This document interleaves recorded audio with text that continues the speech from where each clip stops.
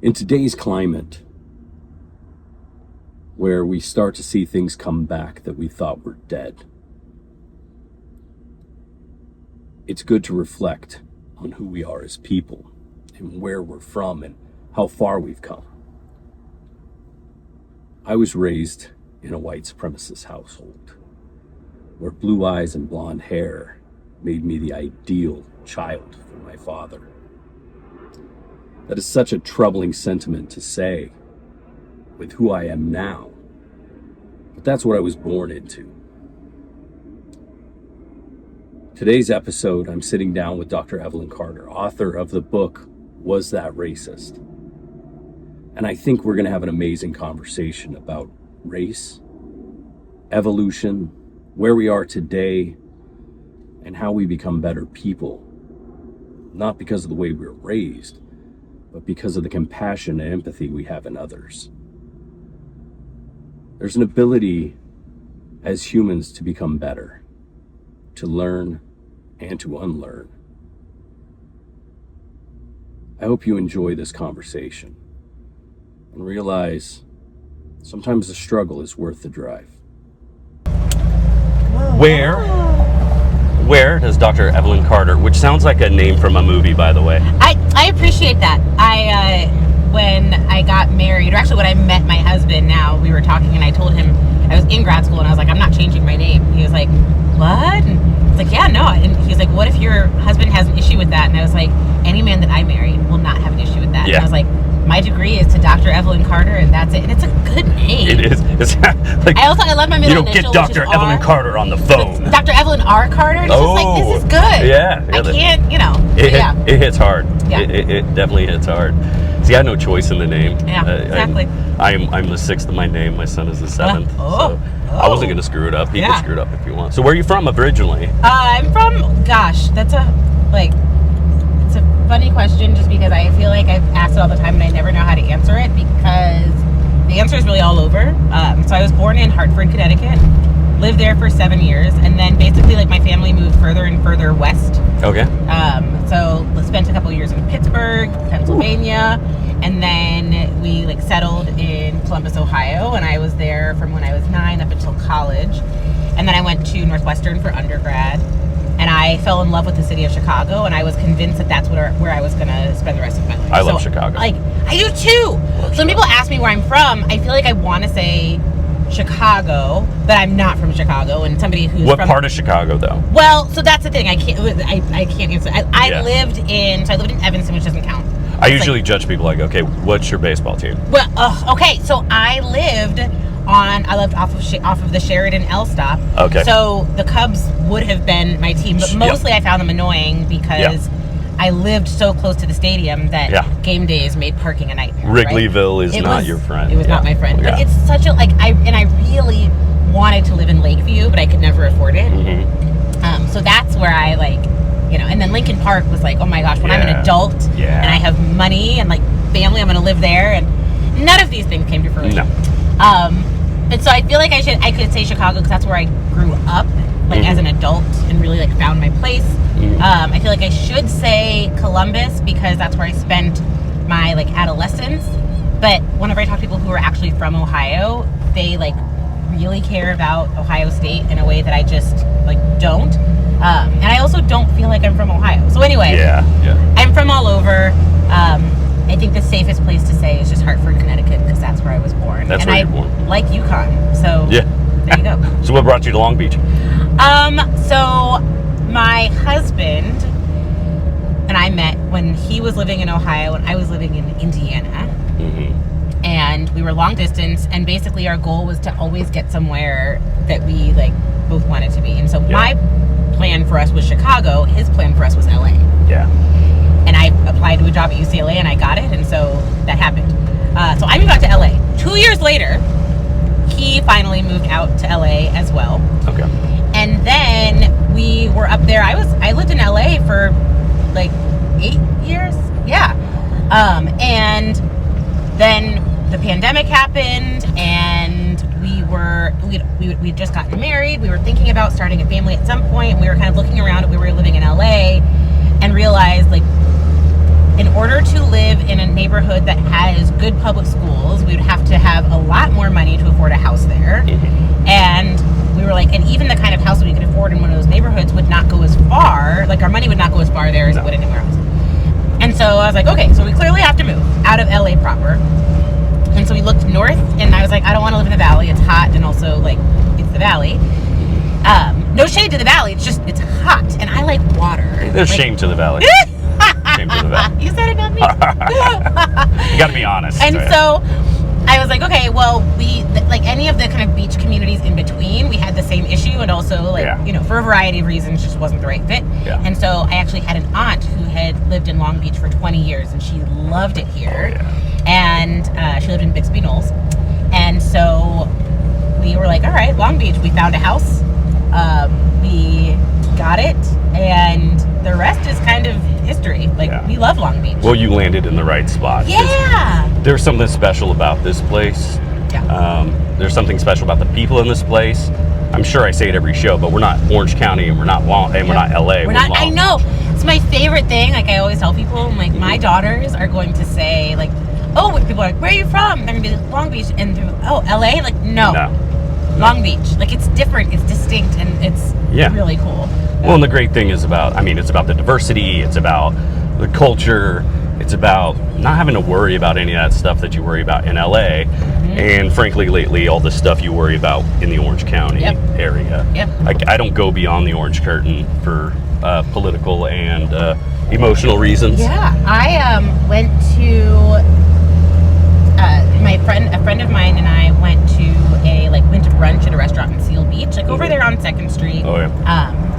And for our birthdays, we were celebrating our like joint birthdays, and this was a while ago, because not that long ago, but it was before the election. I was pregnant with my second daughter, and we were at this cute little boutique, and we were buying tutus and books and all kinds of stuff, and we did not realize that we had picked a place to have brunch that was right along a stretch of street that turns into a Trump parade. Yeah. And so we were in the shop, and people were coming out. There were huge MAGA flags and Confederate flags sometimes too. And I was like, do you guys know where you are? And people were honking and flipping us off and stuff. And it was very aggressive. And I was like, well, and it wasn't even that far. It was Seal Beach. We'll see. And that brings us that brings us directly. Okay, so they're carrying Confederate flags, but when they talk about it, they talk about those Confederate flags as being history, not racist. I know. Yet they're flipping you guys off. Yep. It all what was the difference between you and them that would cause them to flip you off? Well, I'm black. My friend is Latina. Very obviously so. I think that's probably, had a little bit of something to do with it. Yeah. So this okay. I know. This is what drives me crazy. Oh yeah. So your book, which I love, by the way, Was That Racist?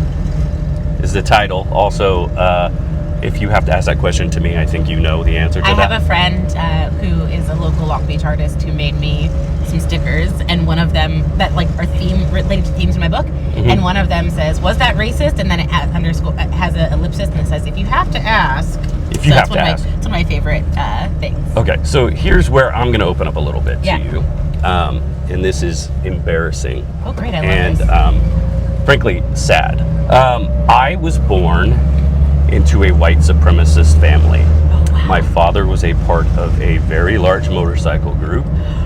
I was taught hate before I knew empathy. Okay, wait. I want to hear more about this, but I have to say, there's a few things that always give me a oh, get out of here feeling. One of them is when I see a group of motorcyclists. Yes. And then the other is Irish restaurants. Yes. So I'm sure. Understandable. And so not all motorcycle groups probably, but definitely your dad's. A majority of motorcycle clubs. Okay. I would have to say, just in my upbringing. Yeah.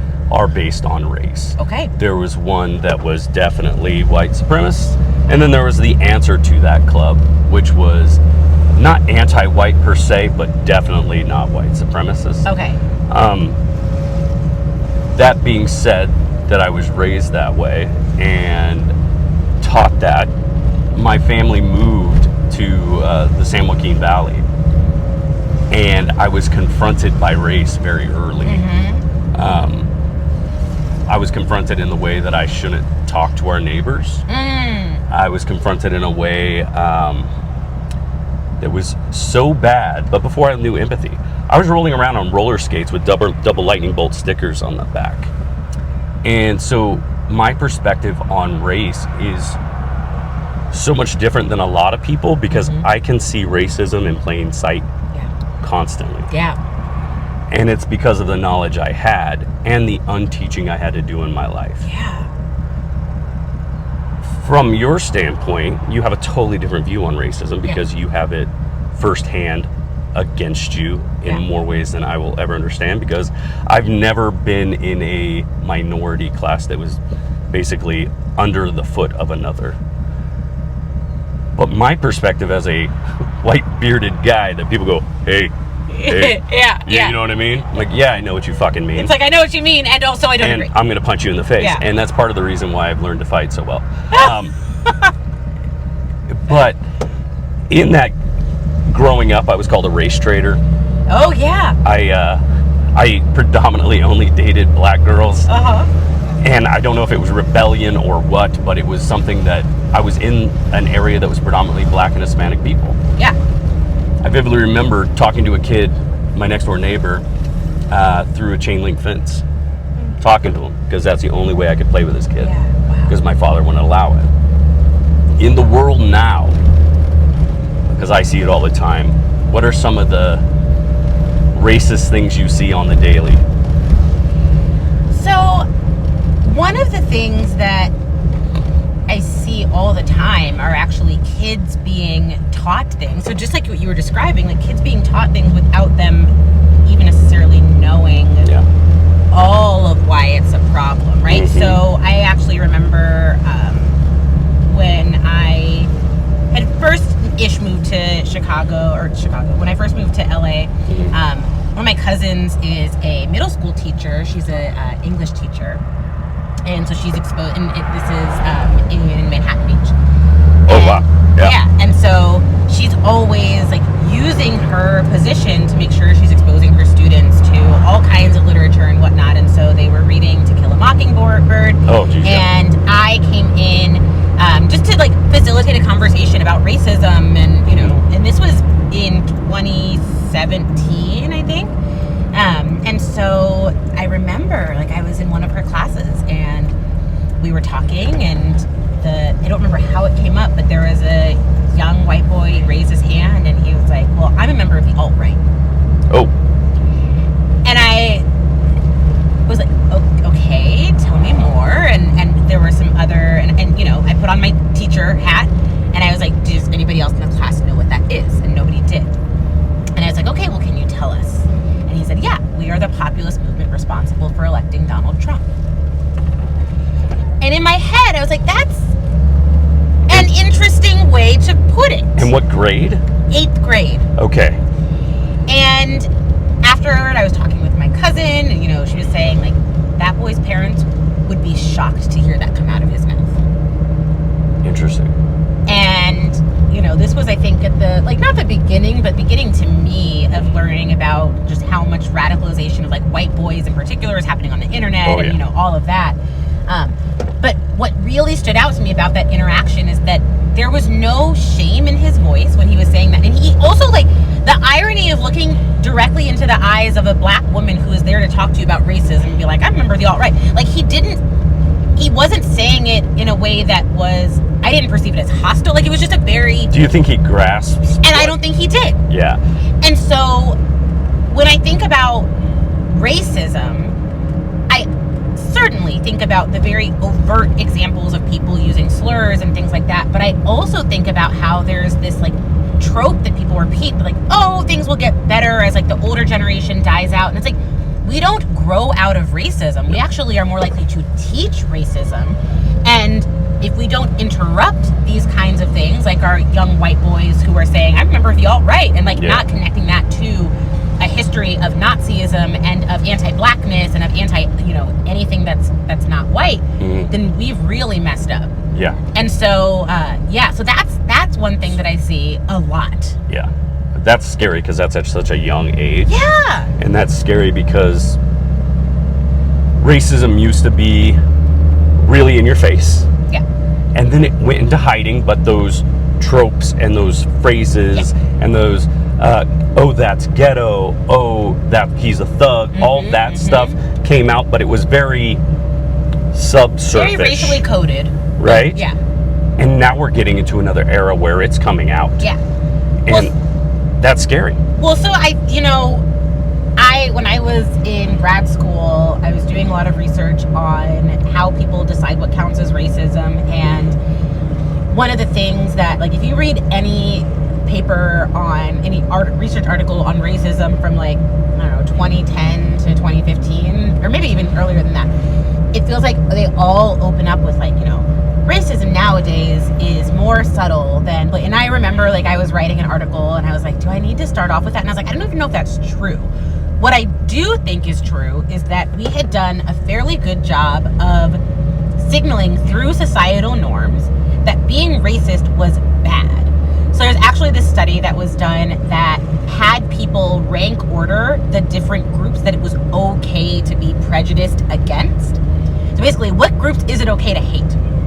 And what the researchers found is that the number one group that it was okay to hate were rapists, and the number two group that it was okay to hate were racists. Yeah. And this research was done in 2002, or published in 2002. But I remember, like, as I now think about that paper, I'm like, I don't think that racist would be number two on that list, and it's because I think people would spend so much time hand-wringing and being like, well, what really is racist anyway? It's racist that you would say that I'm racist, right? Yeah. And so the norms really should, and I do not like to give Donald Trump credit for a lot of things, but I will give him credit for shifting those norms and showing how fragile they really are. Yeah. Because I still think we have a minority of people who want to be overtly racist, but that is a very loud minority, and they feel emboldened to be loud because he came into office by saying things that nobody thought were few people thought were acceptable to say out loud anymore. And so part of what I loved about, like, when 2016, everybody's like, we're punching Nazis. And then it was like, is it wrong to punch Nazis? I remember being like, we need to punch Nazis because people need to understand that it's bad to be a Nazi. And somehow we have really lost the plot that, like, is it? Like, yes, it's bad to be a Nazi. Full stop. One of my least favorite things to hear is America's not racist. And the reason I hate to hear that is because I know it is. Absolutely. Because I look at our history books. Yes. And our history books are so white supremacist based. It's all about what the white man has accomplished. It's all from the white man's perspective. There is no such thing as reverse racism because everything's been told from the perspective of a white man. If there was ever a history book that went into our public schools that really told the true story, slaves were not workers. Slaves were slaves. But that's not the way we tell the history.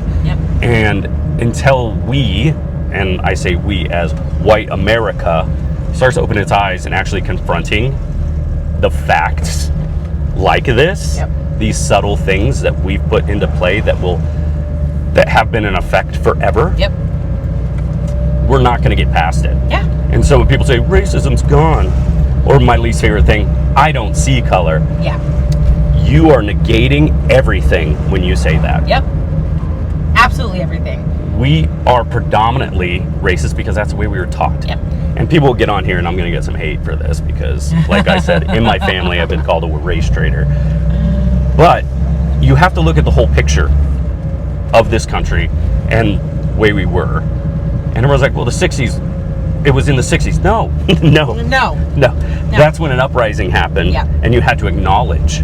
Before that, there was no acknowledgement of it, or there was pride in it. And that's my fear now, is we're getting to that pride point again. So there's a book that, so you mentioned, there's so many things you mentioned. So one, you mentioned, like, history and your knowledge of history being really helpful. So there's a lot of research showing that people who are more aware of the kind of true history of the United States are more able to notice racism in modern day, right? Yeah. Because they understand, like, everything that we are seeing now. Like, one of my favorite party games, I'm really fun at parties. One of my favorite party games to do is to be like, give me anything at all, and I will connect it back to racism and slavery, right? Because, like, everything is, and it's sad and frustrating, but, like, it's true. And I think that the reason I call it fun is because I really like to pull at that thread of, like, you think that everything is okay, but it's not, right? But your knowledge of history is really what is the kind of defining factor in people being able to notice that kind of stuff. See, I think there's two type of people. There are people that enjoy that. Like, I freaking love it. Because I'm like, oh. And then there's people like, oh, no. Because they think of themselves as a pure, non-racist, blah, blah, blah. Well, and also because it's threatening to be like, you're telling me that the place that I, like, am buying my house, or the school that I send my kids to, or the grocery store that I go to, and the availability of fresh produce, like, all of those are linked back to slavery. It's like, yes, I'm very sorry. Especially when they think they're the altruistic white person. Yes. Right? Yes. Is it weird? I love to be called out on my shit.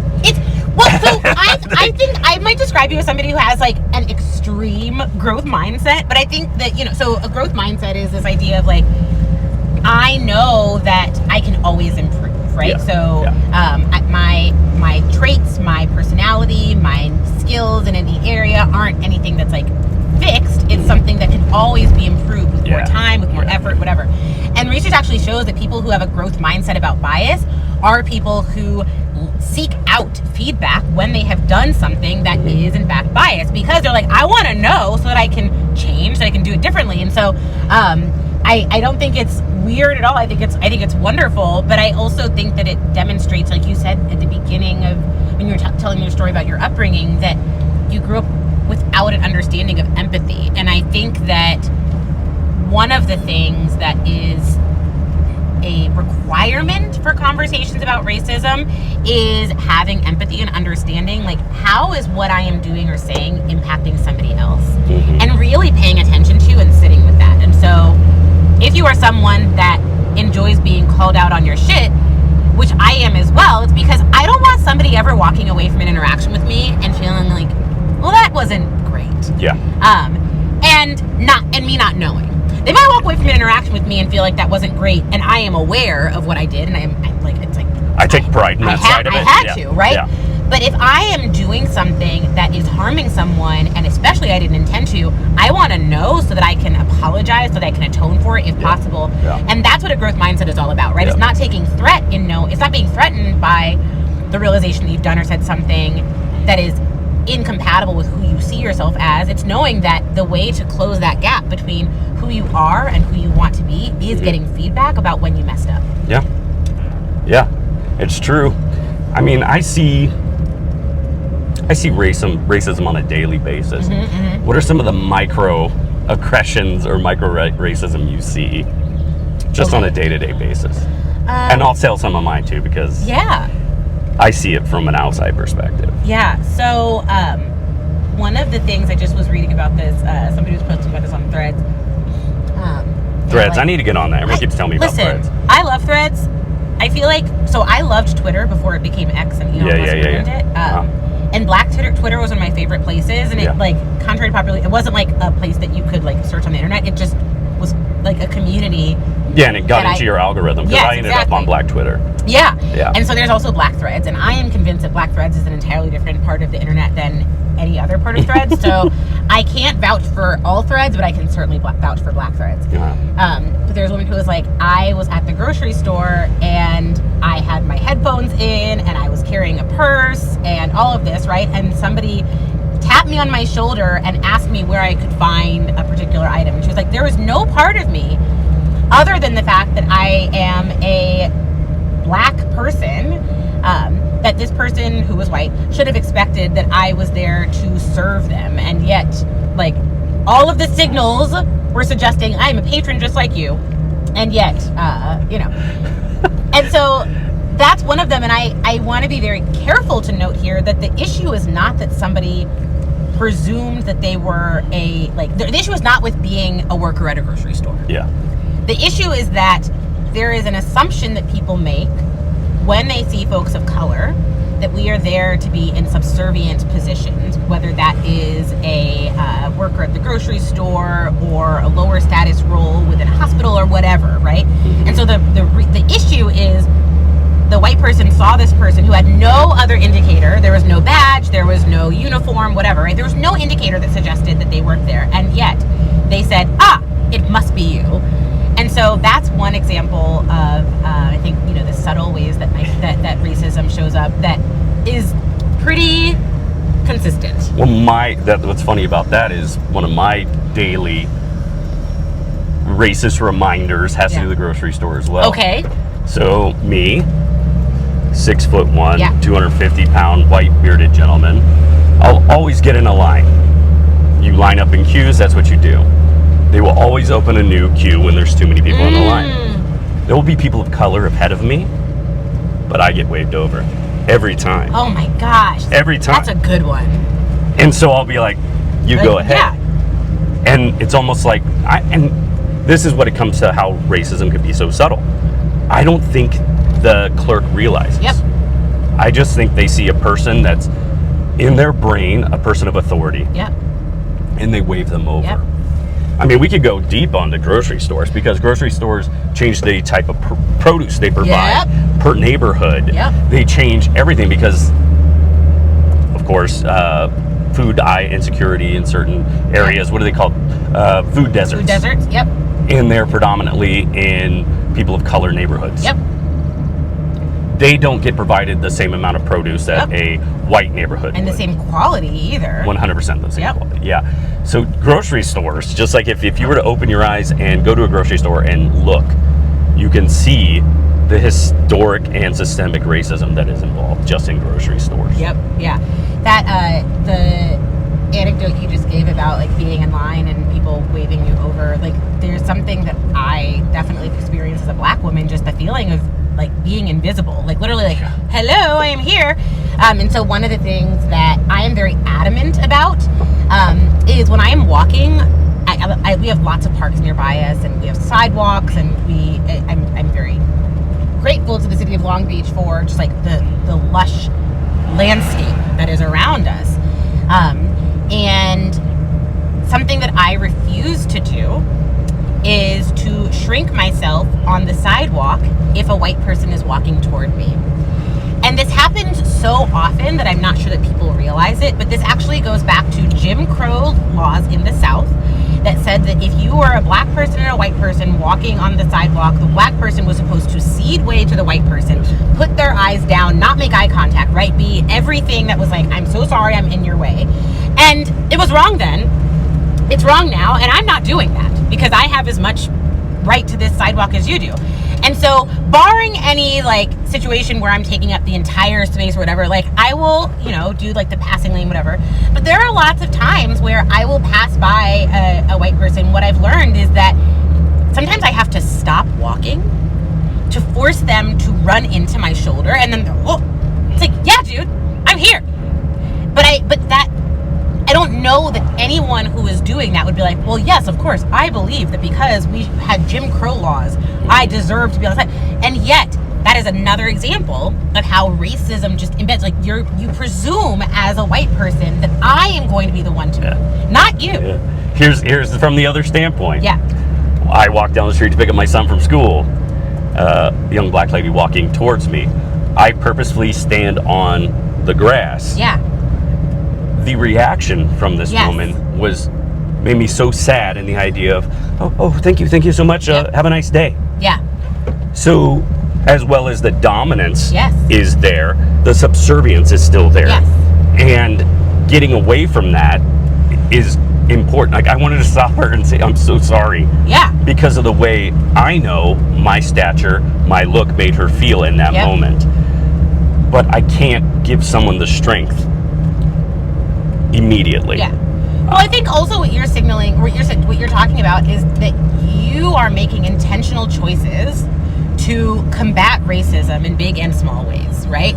And not every white person is like that. Not every person is like that. And so sometimes what happens when you are the black woman who sees the white guy who is like moving on to the side for you is to realize like, oh, great, I don't have to be invisible today. And that can be shocking. Just being seen. See, that makes me sad. That really makes me sad. Because of all the hate that I had in my life at a young age. Yeah. And how much trauma I had no idea I was inflicting on people. Yeah. And I mean, just like as a kid with stickers on my roller skates. Yep. They were just stickers to me. Yep. But seeing what that could have done to people that knew what that was. Yeah. And some of my best friends growing up. And seeing my dad show up on this motorcycle and me running up and hugging him. Yep. Because he was my father. But seeing how much hate he channeled towards people that I cared deeply about. I say I was raised by white supremacists. When you look at the true story of it, I was embraced by my community around me more so than I was my white parents. They were more vacant, but the older black lady down the street that had enough kids to deal with was dealing with me as well. Yep.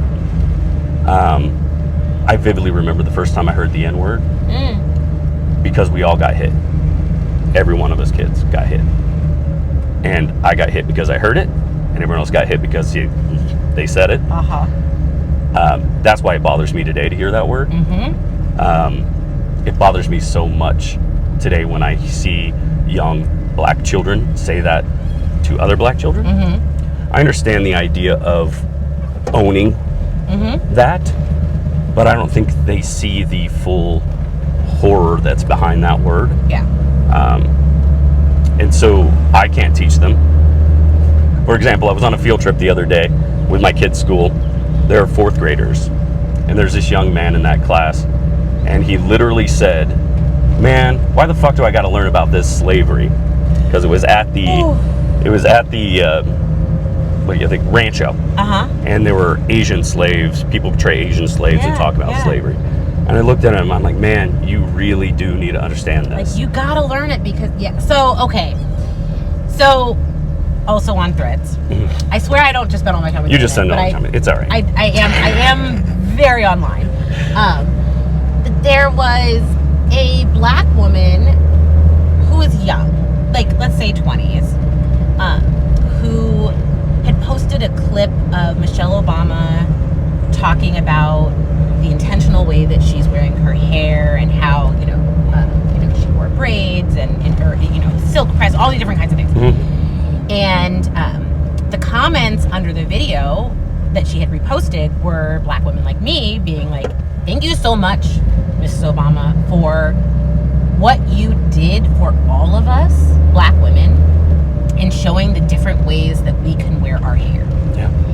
And the 20-something who had reposted was like, Michelle Obama didn't change anything. Like, I'm out here wearing braids and it's fine. And there were other black women who were very quick to come in that person's comments and be like, the reason that you feel so able to wear your hair however you want is absolutely because of the work that Michelle Obama and so many others did and the battles that we fought to have our hair be seen as beautiful, the way that it comes out of our hair and in the many ways that we might style it. And the fact that you don't know that is a privilege, right? It means that we worked really hard and we were successful.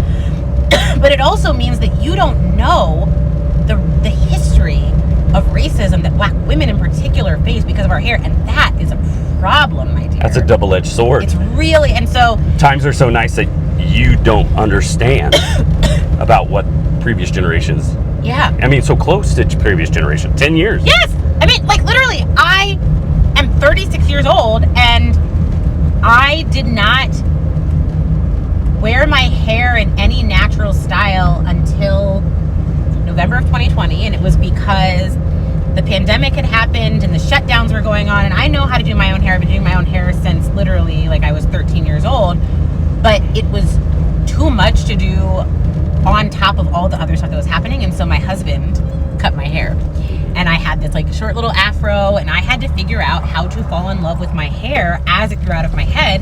And I really confronted like all of these things around not feeling beautiful and really, like, wondering where that came from. And my daughter, on the other hand, she is 3.5. She is darker skinned than I am, my little chocolate drop. And she has beautiful, thick, coily hair. Yeah. And there was this day where she was telling me that she loves Disney princesses. Mm-hmm. And she was telling me that she wanted to wear her hair like princesses. And she didn't want braids. And I realized that, oh my God, my throat. Norwegian water. I also have my water with I just, my body is just, I'm getting choked up. But it is. I mean, when it comes to our children, I think it's even harder. And she, I realized that for her, what she meant is that she just wanted to wear her hair in an afro. And so I picked out her afro. That shit. And I just styled her. And she was like, Mama, my hair is so beautiful. And she just seeing her be 3.5 and looking at her hair in an afro and feeling beautiful, and she did not want her hair in braids. She did not want her hair put. She wanted it out, and that was I was like, she's gonna be okay.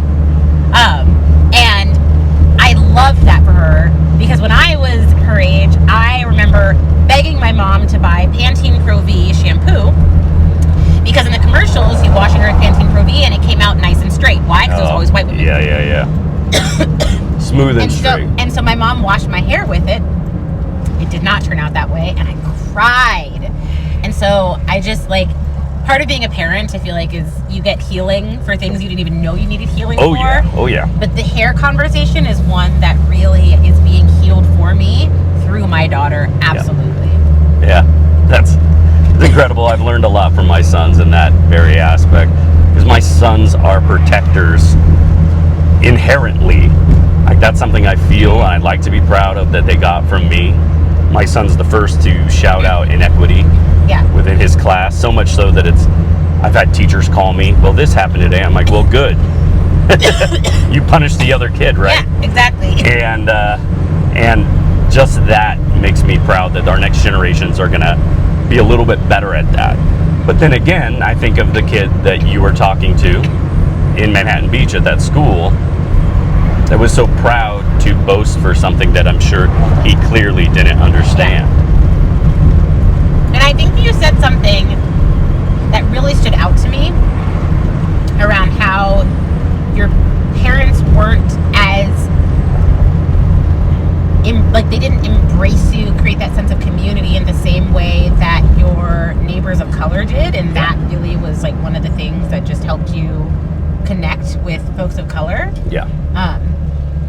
And I think a lot about what is described as the male loneliness epidemic. Mm-hmm. Right? But and I see this being married to a man. He actually has great friends, but he is very unique in that regard. Yeah. So there's a lot of research showing that men, particularly heterosexual men, tend to look at their partner, their spouse, their girlfriend, whatever, as their everything. You're my friend, you're my cheerleader, you're my, sounding board, whatever, and don't have that community, that network of friends in the same way. And it can be very easy when you are lonely to find that connection in places where you shouldn't. Yeah, right? and look past negative things. Right, because you're these are people that understand Oh my me. God, I got a friend. Exactly. Yeah. And so I am not out here saying that we should all befriend a white supremacist, because I don't have the energy for that. But I do think that there is the psychological experience of feeling alone and being made to feel less than, or being made to feel isolated, or you're wrong, and then finding people who are yes. Yeah. And you know who's responsible for that? The people over there. Common enemy. We go back to tribalism. Absolutely. And it's very powerful. And so that's why I think it's really, a lot of the research that I have done looks at how exposure to people who are different from you is actually very important for breaking down any kind of racist or homophobic or whatever it is beliefs, because if you don't have that exposure, it's easy to believe the stories that people are telling you about those groups. But once you have those interactions for yourself, you can realize, they're wrong. Yeah. Okay. And that is really important. important for breaking down any of the barriers around identity that we might have. Yeah, and that's 100% true, because I mean, all my best friends were people of color growing up. I could say I had groups with token white kids, and where I was the token white kid, and that was important in my evolution. So fate put me in a certain place in my life because they knew I needed it to separate from my parents in that aspect of it. It's really hard as you get older to clear yourself of those things. So I think if people didn't have the ability to see diversity as a child, they carry it with them and it almost solidifies itself in them, which makes it harder. Hence some of my family that during the first Trump run, when I was anti-Trump the whole time, called me a race traitor and all this stuff, right? Now they've gone silent. Wonder what happened. Probably all of their benefits being taken away. It finally affected them. So the ability to break free from it was a lot harder for my father, because as he got older, I think his eyes started to open. Really? And his eyes started to open in weird ways. He went to prison for the umpteenth time, and he couldn't walk. And the warden put a black man on his wheelchair. My dad relied 100% on a black man for 5 years. Wow. In prison. And I never met the man. I never saw the man. I just heard stories about this man and how they developed a relationship and they developed talking and trust. And I'm sure that's where my dad kind of broke down those barriers later in his life to finally realize, but it's being exposed to it. It's that exposure is everything. And that's one of the reasons why I enjoy raising my kids here in Long Beach. Because guess what? White people are not the majority in the city of Long Beach. I will tell you what, though. So you're reminding me that one of the other reasons that my husband and I wanted to move to Long Beach instead of the Valley is because of the TV show Blackish. Yes, right here. We drove past the house just a minute ago. Oh, really? Yeah. That's hilarious that they were portraying the Valley shooting in Long Beach. And so in that show, like, it's a black family, but they are raised in a very white community, right, of Sherman Oaks. And I grew up as the token black kid in like every setting except for church, because my dad was a pastor of was like the oldest black church in the city of Columbus for some time. And so it was very interesting because like during the week I was surrounded by white people, and then on the weekends and on Wednesday evenings, because and then Thursday evenings for choir practice, whatever, I was surrounded by black folks. But I remember thinking, like, I don't want my kids to be raised in a place where they are the token black kid. And so that was another reason that the Valley wasn't going to work for us. And so when we were looking at Long Beach, I remember looking at the demographics and being like, oh my God, it's so diverse, like, this is great. And this is where racism comes in, because the neighborhood that we live in is very white. Relative to the rest of the city of Long Beach. You're on the east side. I'm on the east side. And I remember telling a friend of mine who was black, who grew up in Long Beach, and I was like, oh yeah, we're moving and we're over here. And he was like, oh, y'all live in the part of Long Beach that I wasn't allowed to go to when I was redlining is still a huge thing. He was like, I did not play over there. No. And I didn't realize that until we moved there and we're walking around, and there was a neighbor 2 streets over that had a Trump flag waving in their front yard, right? And the thing that is frustrating for me as a black person and trying to find a place to raise my family is that the reason we picked our location is because of proximity to good public schools. We have a K-8 school that is a California distinguished school. It has great ratings. There is a high school, and all of this, by the way, is like a 3-minute bike ride, 10-minute walk max away. And so I was like, this is fantastic, because I was optimizing for a place where we weren't going to have to spend money to send our kid to private school, and we were going to be able to walk and not have to worry about them crossing major streets, right? Like, that's what I was optimizing for. What I did not realize is that optimizing for those things because of racism meant that I was going to end up in a neighborhood that was predominantly white.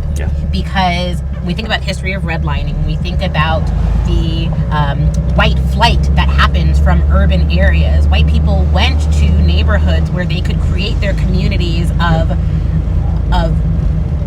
goodness, all the good stuff, the best grocery stores, the best schools, the best hospitals, and built communities around it. And while I and my husband are fortunate enough to be able to afford a house in that neighborhood, it didn't occur to me that by optimizing for things that were going to give us and our children a great quality of life, we were also optimizing out of the racial diversity of Long Beach. And that is frustrating because it means that my daughters now are still the token black kids. The difference, I guess, is that they exist in a neighborhood because we have been very intentional about finding folks of color and just people from a variety of different backgrounds. Like, we've been able to cultivate a very racially diverse group, but it's not very black, and that is something that that hurts. And also knowing that neither my husband nor I are really like, I always say we're like culturally Baptist. We grew up very much in the Baptist church, but have not really found that community out here in the same way. And so my kids don't have that black weekend experience that I did. And that's also something that, quite frankly, is, I don't know what to do about that. Well, speaking of redlining, this right here is supposed to be affordable housing put into Cal Heights. Oh, great. Okay. It's a nice parking lot. Yes. Right now. Well, now it's going under review and all that stuff, but this is a historic district of Long Beach, right? So all these houses are over 100 years old. When Long Beach is taking care of affordable housing, they're saying it's affordable housing. Here's our lot. Affordable housing in the city of Long Beach is not affordable. No, absolutely not. It's not affordable at all. So you have some of our people in politics, our current councilwoman basically called this entire neighborhood racist because they don't want affordable housing. I don't like it when it's used as a weapon.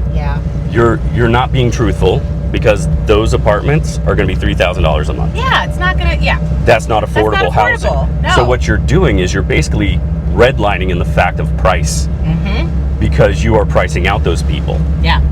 And even downtown, they took away that, it doesn't have to be affordable housing now because they're not filling the units because they're charging too much for the units. Well, because it's not affordable. Like, we have to really understand what affordable actually means. So here's what I will tell you. So we were driving by a street and it gave me, I had a flashback moment. So when my husband and I first moved to Long Beach, we really wanted to have a Long Beach zip code and whatnot, and we could barely afford a house here, and so we lived in what I called Bixby Knolls adjacent, off of the 710 in Del Amo.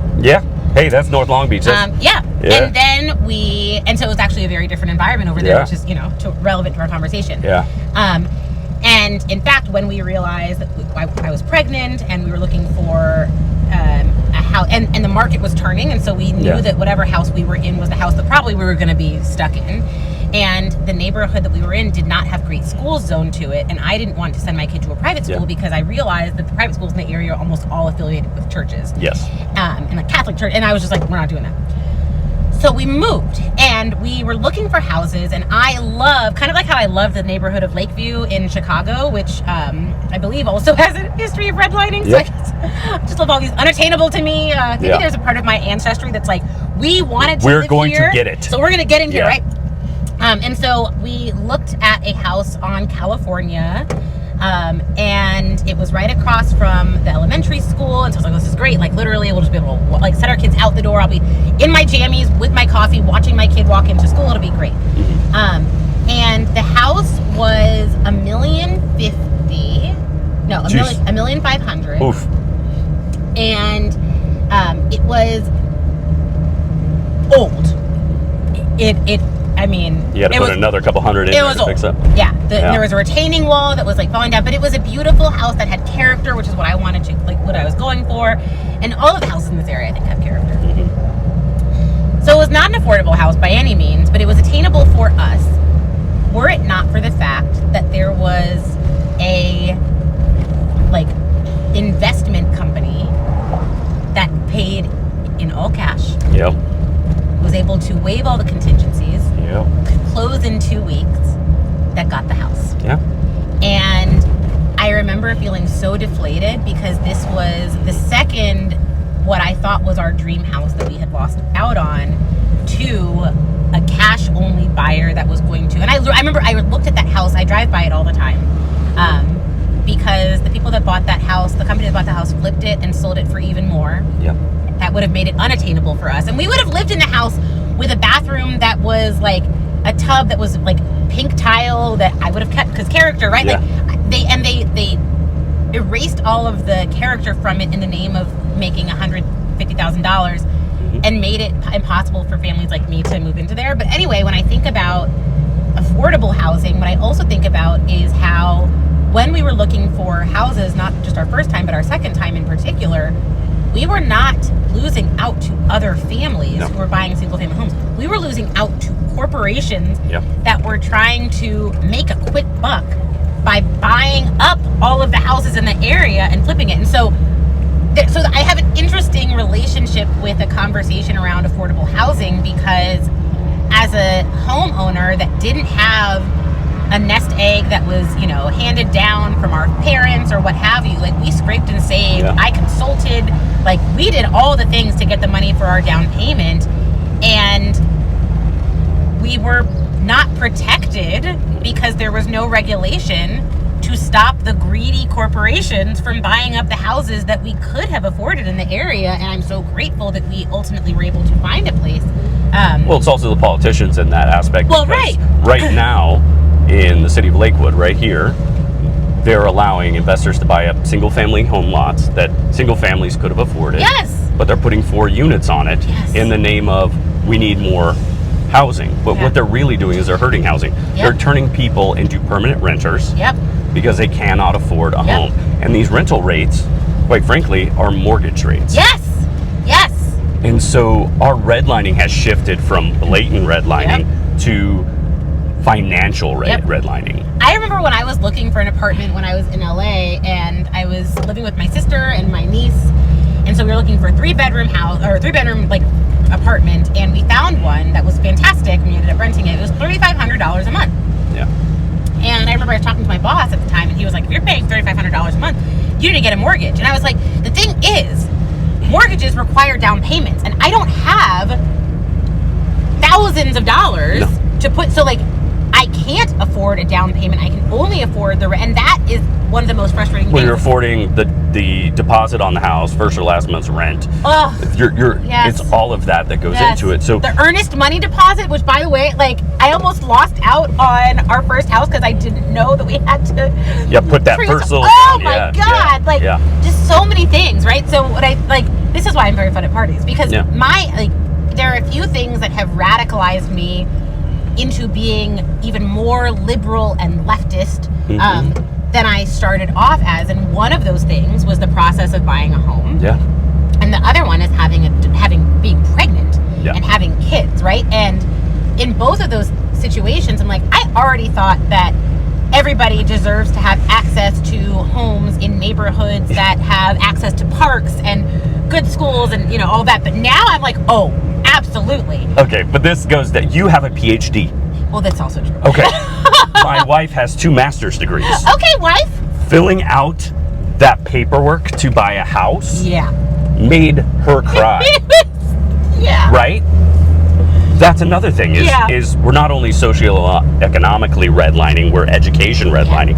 We're keeping people who weren't allowed to go to the best schools to not get the best education. If they even crawled out of that and were able to better themselves, we're going to get them with the paperwork. We're going to get them with that down payment. We're going to get them some way. So no matter what, Democrat, Republican, centrist, independent, leftist, we're all a part of this racism inherently in our society because we're allowing it. And even when we think we're doing good, when we're like, look, we're putting in affordable housing that's not affordable, you're part of the problem. So let me tell you, there is a really cool study that was done by one of my friends and colleagues, Dr. Stephanie Reeves, on the bureaucratic, the way that kind of like bureaucratic hassles impact people from underrepresented groups. And in her study, she was looking at first-generation college students filling out paperwork for school. And what she did, it was a brilliant study, because what she did is for half of the participants, they were filling out, I think it was a financial aid form, but let's just say it was like some kind of form. And as they got to the end, there was some kind of glitch that was programmed into the computer, and all of their answers would disappear. For the other half, they filled it out and then it went through, right? And what she was looking at is like, how do students who are first gen versus those who do not experience that kind of challenge? And what she found is that the first generation students who experience a bureaucratic hassle took it as a sign that they didn't know how to do college. It made them feel like they didn't belong. It made them wonder, like, if I can't even fill the paperwork. Exactly. Oh my gosh. Yeah. And so what I thought was so brilliant about that study is that it was doing exactly what you were just saying, right? Where it's like, if I have to have a PhD, 2 masters, a coach who's telling me how to do every single thing in order to complete paperwork to buy this house, what does that mean for what I'm going to do? You know, I remember when our first house, we had something happened. We were like connecting our hose, and basically our yard started filling up with water, started flooding with water, and our neighbor across the street saw what was happening. It was like something out of a cartoon, and he came over and reached his hand into the thing of water and flipped a switch and turned off our main water line. And I didn't even know how to do that, right? But he did. So again, this what felt like insider knowledge that he just happened to have because he was an older guy who had lived in the neighborhood for a while. And so anyway, all this is to say, when we are telling people yes, you too can go to college, whatever, we're not saying to them, everybody is going to find this to be challenging in some way, shape, or form. And so when you encounter those hassles, it's not because you don't belong, it's because the system is rigged. Mm-hmm. We are making it impossible for them to feel like they could belong. And so that's what that research showed. And, and it goes down to, this is my favorite argument. People's like, well, I had a hard upbringing. Oh, I had let's say me, for example. I was homeless at 13. I was raised by racists. But one thing that it never was against me was the color of my skin. Right? There was a wonderful article, Brian, I'm just full of studies. I love it. Yeah. I love it. I love knowledge, so it's a problem. Well, Sarah, there was one that said that when it comes to privilege, it's not about giving you a boost all the time. It's about shielding you from the harshest possibilities of what could be. Mm-hmm. And so I think about that, right? Your homelessness at 13 didn't turn into a drug addiction and homelessness. Yeah. And you're a business owner, right? That is what your white skin did. It shielded you from what homelessness could have been. I interrupted you though. I'm sorry. No, that's perfect. You got me excited for my because what it does is I did a lot of bad things growing up. Yeah. The cops didn't look at me. Yeah. They would go right past me. Yep. Even though I was doing far worse than the black kids in my neighborhood. Yeah. So it kept me out of situations. Yep. So it protected me in that aspect of it. And I was more likely to get a slap on the wrist. Yeah. To this day, I'm more likely to get a slap on the wrist. And so that inequity, and I think people need to understand the difference between equality and equity. There's a big difference. We could be on an equal playing field, but if my skin color shields me from consequences, that's not equality. Right. And I don't think people understand that. I mean, there's so many more things we can get into, especially with the subtleties of racism. And I get in arguments all the time with fellow white people. There was an incident, I think, during the Black Lives Matter movement. There were protesters in the street in the city of Bakersfield. And a black man was run down in the street, run over. Yep. Okay. All the white people jumped to that white man's, they were trying to say, no, it wasn't on purpose. It wasn't all that. His mugshot is literally there. And they're saying it was an accident. The man should have been in the street. I looked at the man immediately as a son of a white supremacist, and I looked at his tattoos. And he had 1888. Mm-hmm. And so I wrote, judging by those tattoos, this wasn't an accident. And of course, all the white people, well, maybe he loves NASCAR. And gave me the drivers of 18 and 88. Oh my God. When in reality, which 90% of the population won't know, that first letter of the alphabet is A. And the eighth letter of the alphabet is E is 5. H. Okay. Adolf Hitler, Heil Hitler. If you see 1888 on anything, Jesus, that is Adolf Hitler, Heil Hitler. I told everyone in that message group that. Yeah. And they're like, how do you know that? I was raised in it. Right. I know it. I see it on people all the time. The other part of that is things that were stolen from culture. Believe it or not, white people, you have a culture. And it's not white. And you also have a race, by the way, which is chapter 4 of my book. Chapter 4, read chapter 4. I don't think people realize it. They take their color as their culture and their race. That is not your culture or your race.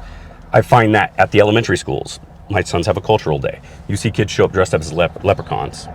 My son's teacher said, "Oh, you could go as a Viking." That's not it. That's not our culture. That's not it. When it comes to forms, even now, when it's like, oh, white, black, Hispanic, other. I always go in other and I put in Nordic because it skews the numbers for whites. Because I am not white. Yeah. I am opaque, maybe, but I am Nordic. And so I respond more to my culture than I do to my color. And I think the moment we do that, we can see different cultures within the white race, and we can start to compartmentalize like, oh, you're right, you're not the same as me. We're different, but we still give each other respect. And when we do that, we can open up to different color. Oh, your culture has that, my culture has that. I think if people looked at the Nordic culture and they looked at the African culture and even the sub-Saharan cultures, you'll see a lot of things that are exactly the same. So you're bringing up something that I think is really interesting, which is just the way that whiteness as a race, like people always say, like race is a social construct, which does not mean that race is made up and does not matter, but it does Correct. mean that society decides what whiteness is and confers that on certain people. So the reason that I think it's so fascinating, right, is that what I'm hearing you say is like, you have a choice as white people to decide whether you're going to engage within the norms that are being offered to you as a white person because of your race, right?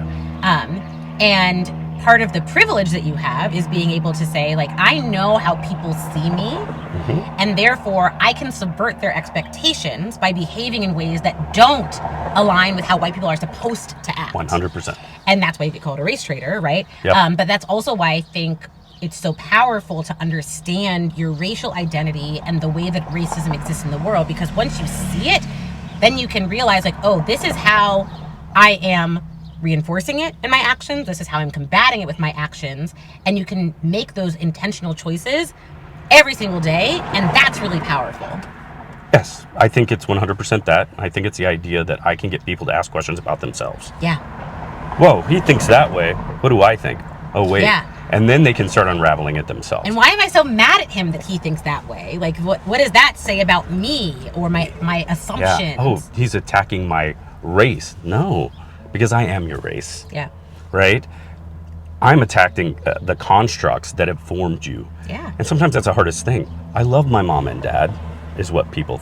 Yes, you can still love that person because they gave you life. But you don't have to love the choices they've made and the lessons they've taught you. It goes back to my dad when I had my sons. My dad saw them, and his first instinct was to say, blonde hair, blue eyes. Right? And this is when he was older. Yeah. And this is after certain lessons he's learned. And I was like, yeah, Dad, Jewish. My sons are Jewish. My son's mother is Jewish. Yep. And I asked him, do you still love him? Did his head explode? He looked at me with tears in his eyes, knowing that he still had that hate coming out of his words. Even though he was embracing my sons, he said yes more than anything. So his love for my children pushed through that, even though his words were still hateful. I think he said them out of repetition and out of this brainwashing that he had, because he used to say that about me all the time. Like I was a little Aryan to him, you know?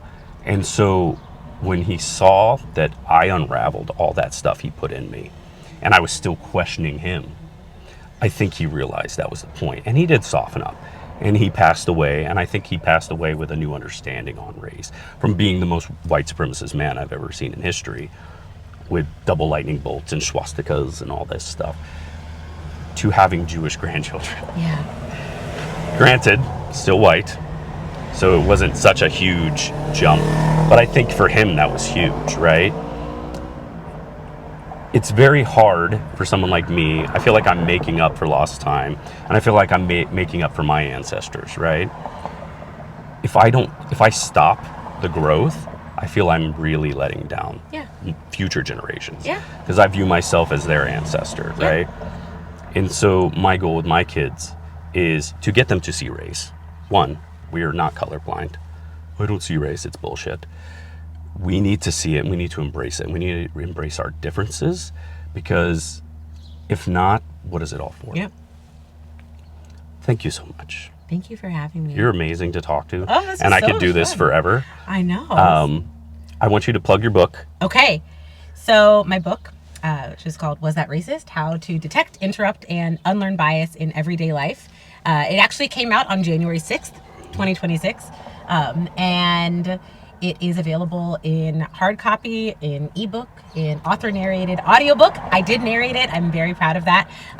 Wherever books are sold, it's also in the library. And somebody told me, they were like, you got like a 26-week wait on Libby. So, Yeah. so I'm like, okay, I'm doing it. I'm glad I was at the signing because I got a book. Yeah.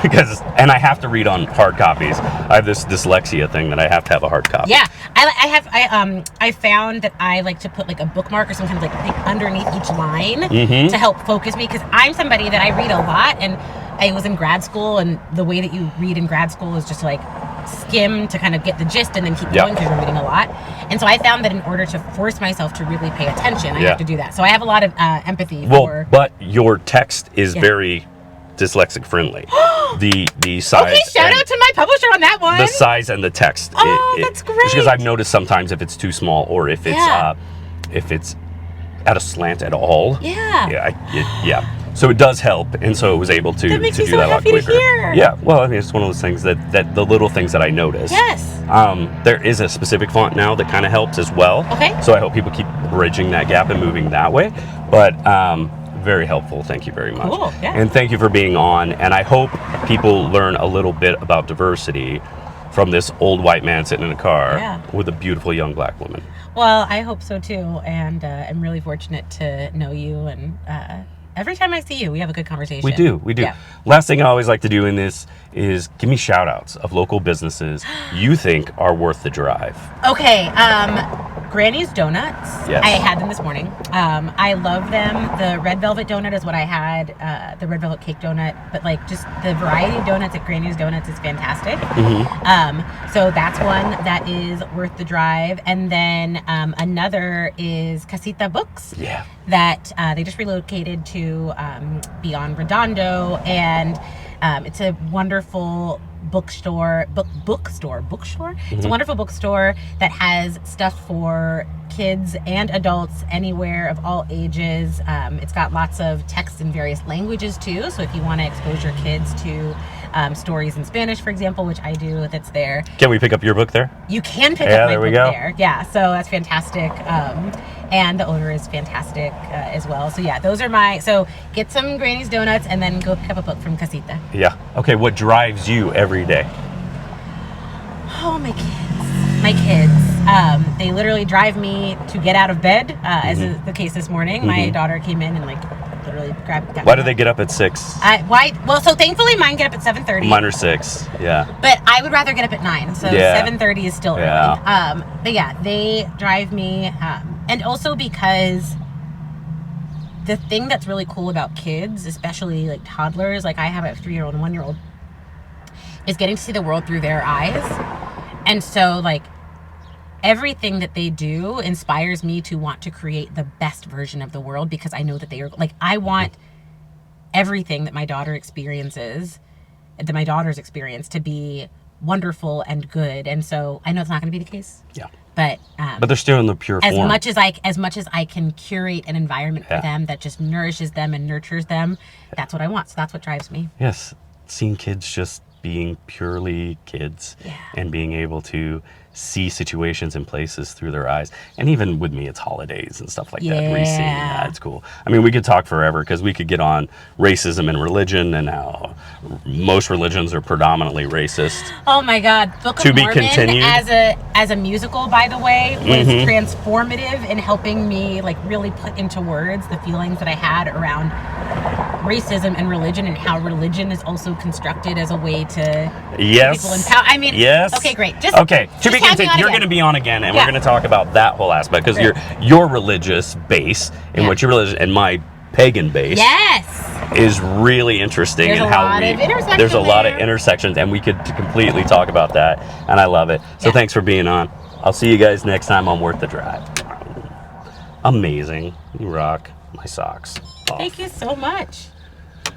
So yeah, you need to do this. You need to do a podcast. So it's so funny that you were at the beginning. You were like, the world doesn't need more white guys with podcasts.